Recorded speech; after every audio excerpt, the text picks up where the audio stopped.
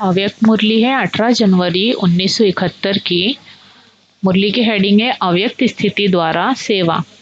अव्यक्त स्थिति द्वारा सेवा। आज आवाज से परे जाने का दिन रखा हुआ है, तो बाप दादा भी आवाज में कैसे आए? आवाज से परे रहने का अभ्यास बहुत आवश्यक है। आवाज में आकर जो आत्माओं की सेवा करते हो, उससे अधिक आवाज से परे स्थिति में स्थित होकर सेवा करने से सेवा का प्रत्यक्ष प्रमाण देख सकेंगे। अपनी अव्यक्त स्थिति होने से अन्य आत्माओं को भी अव्यक्त स्थिति का 1 सेकंड में अनुभव कराया, तो वह प्रत्यक्ष फल स्वरूप आपके सम्मुख दिखाई देगा।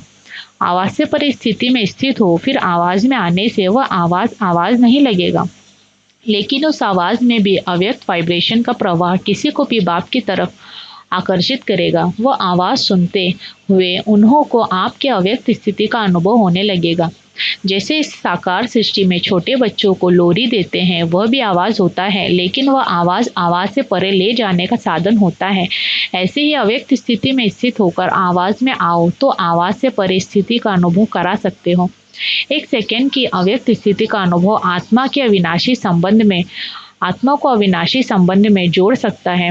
ऐसा अटूट संबंध जुट जाता है जो माया भी उस अनुभवी आत्मा को हिला नहीं सकती। सिर्फ आवाज द्वारा प्रभावित हुई आत्माएं अनेक आवाज सुनने से आवागमन में आ जाती है, लेकिन अव्यक्त स्थिति में स्थित हुए आवाज द्वारा अनुभवी आत्माएं आवागमन से छूट जाती हैं। ऐसी आत्मा के ऊपर किसी भी रूप का प्रभाव नहीं पड़ सकता। सदैव अपने को कंबाइंड समझ कंबाइंड रूप की सर्विस करो, अर्थात अव्यक्त स्थिति और फिर आवाज, दोनों की कंबाइंड रूप की सर्विस वारिस बनाएगी। सिर्फ आवाज द्वारा सर्विस करने से प्रजा बनती जा रही है, तो अब सर्विस में नवीनता लाओ।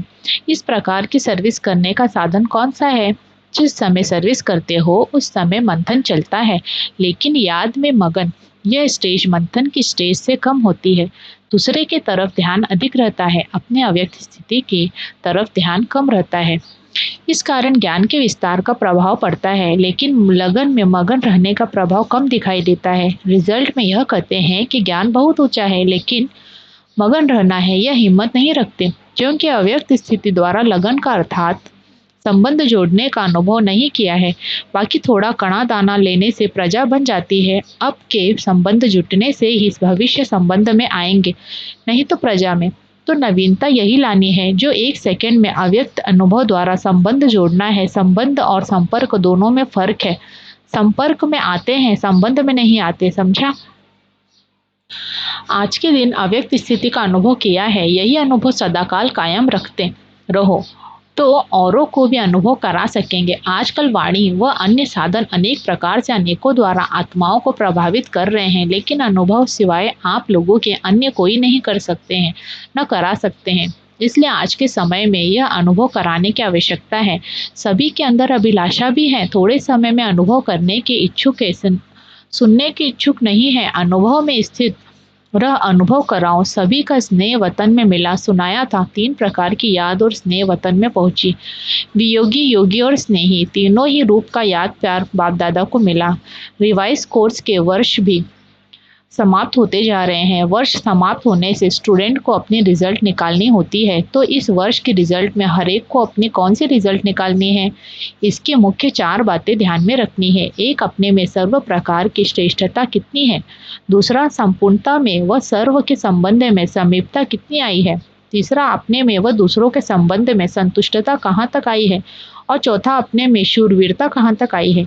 यह 4 बातें अपने में चेक करनी है। आज के दिन अपने रिजल्ट को चेक करने का कर्तव्य पहले करना है। आज का दिवस सिर्फ स्मृति दिवस नहीं मनाना, लेकिन आज का दिवस समर्थी बढ़ाने का दिवस मनाना। आज का दिवस स्थिति व स्टेज ट्रांसफर करने का दिवस समझो। जैसे आजकल ट्रांसपेरेंट चीज़ें अच्छी लगती है ना, वैसे अपने को भी ऐसी ट्रांसपेरेंट स्थिति में ट्रांसफ़र करना है। आज के दिन का महत्व समझा। ऐसे ट्रांसपेरेंट हो जाओ जो आपके शरीर के अंदर जो आत्मा विराजमान है वह स्पष्ट सभी को दिखाई दे। आपका आत्मिक स्वरूप उन्हों को अपने स्थित आत्मिक स्वरूप का साक्षात्कार कराए। इसको ही कहते हैं अव्यक्त व आत्मिक स्थिति का अनुभव कराना।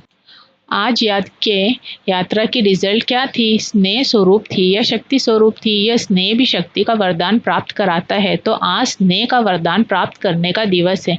एक होती है पुरुषार्थ से प्राप्ति, दूसरी होती है वरदान से प्राप्ति। तो आज का दिन पुरुषार्थ से शक्ति प्राप्त करने का नहीं, लेकिन स्नेह द्वारा शक्ति का वरदान प्राप्त करने का दिवस है।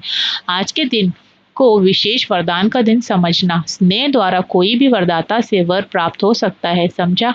पुरुषार्थ द्वारा नहीं, लेकिन स्नेह द्वारा। किसने कितना वरदान लिया है वह हर एक के ऊपर है, लेकिन स्नेह द्वारा सभी समीप आकर वरदान प्राप्त कर सकते हैं। वरदान के दिवस को जितना जो समझ सके उतना ही पा सकता है। कैच करने वाले की कमाल होती है। आज के वरदान दिवस पर जो जितना कैच कर सके उन्होंने उतना ही वरदान प्राप्त किया। जैसे पुरुषार्थ करते हो एक बाप के सिवाय और कोई याद आकर्षित न करे, ऐसे आज का दिन सहज याद का अनुभव किया। अच्छा, ओम शांति।